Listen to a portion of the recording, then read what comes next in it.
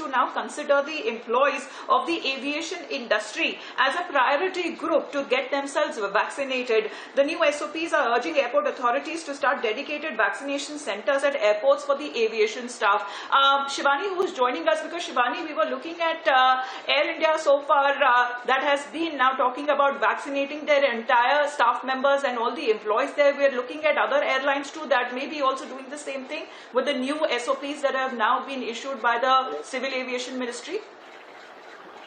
Definitely, Amita, as we know that the Ministry of Civil Aviation has brought out this memorandum where the guidelines for the vaccination of civil aviation community has been put forth.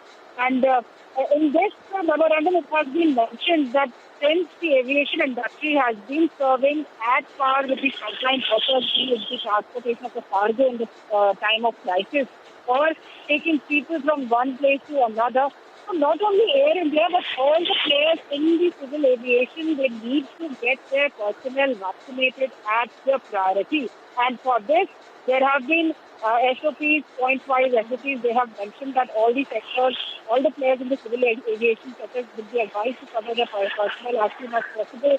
And the organizations which have already made arrangements with government or private service providers for the vaccination of their employees, they will continue to do so.